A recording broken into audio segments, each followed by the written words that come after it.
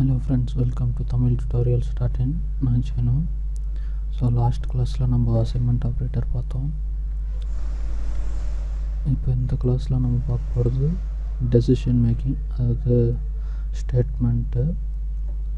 So இதில் நம்ம first பார்க்க போகிறது பார்த்தோன்னா இஃப் ஸ்டேட்மெண்ட் அப்படின்ட்டு.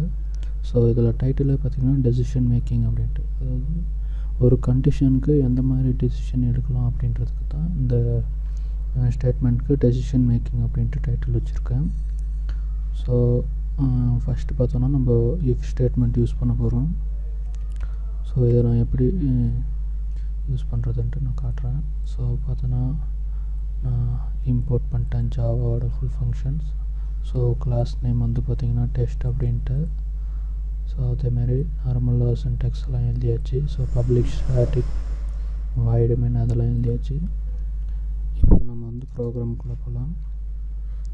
ஸோ ஃபஸ்ட்டு நம்ம இஃப் ஸ்டேட்மெண்ட்டை வந்து ரன் பண்ணுறதுக்கு ஒரு வேரியபிள் நான் வந்து க்ரியேட் பண்ணிக்கிறேன். ஸோ இன்டீஜரில்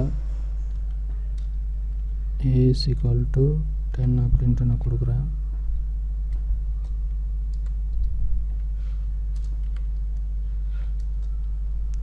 ஸோ அப்போ நம்மளோட வேரியபிள் வந்து a. இப்போது இந்த வேல்யூ வந்து நம்ம இதை யூஸ் பண்ணி எப்படி இஃப் ஸ்டேட்மெண்ட்டை ரன் பண்ணலான்னு பார்க்குறேன். ஸோ இப்போ கண்டிஷன் வந்து a less than or equal to 10. So 20 நான் கொடுக்குறேன்.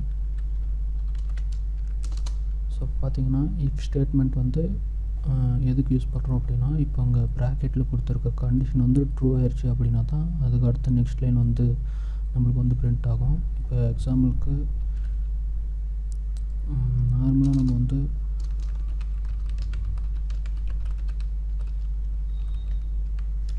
ஸோ இப்போ ஏதாச்சும் ஒரு வெல்கம் ஏதாச்சும் ஒரு இன்புட்டை நம்ம வந்து பிரிண்ட் பண்ணணும் அப்படின்னா டைரெக்டாக நம்ம வந்து சிஸ்டம் டாட் அவுட் பிரிண்டல்னு சொல்லி எழுதிட்டு நம்ம பிரிண்ட் பண்ணிடுவோம். ஸோ இந்த மாதிரி எழுதிட்டு நம்ம பிரிண்ட் பண்ணிடுவோம்.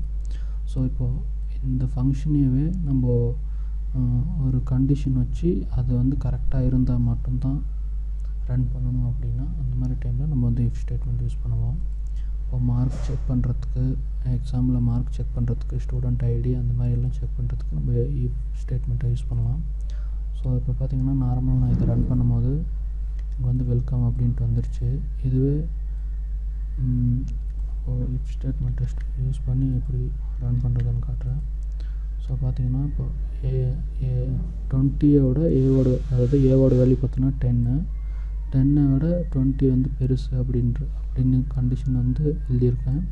ஸோ இது ட்ரூ அப்படின்னா நம்மளுக்கு வெல்கம் அப்படின்றது வந்து எழுதும். ஸோ பார்த்தீங்கன்னா வெல்கம் அப்படின்னு வந்துருச்சு. ஒரு வேளை ஃபால்ஸ் அப்படின்னா, ஸோ பார்த்தீங்கன்னா இப்போ 5 10 வந்து பெருசு இல்லை. ஸோ கண்டிஷன் வந்து ஃபால்ஸ் ஆயிடுது.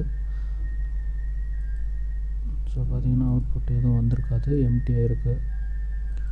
ஸோ இதுக்கு இந்த இஃப் ஃபங்க்ஷனை பற்றி நான் சொல்லிட்டேன். நெக்ஸ்ட் வந்து இஃப் எல்ஸ் அப்படின்றத பற்றி பார்ப்போம்.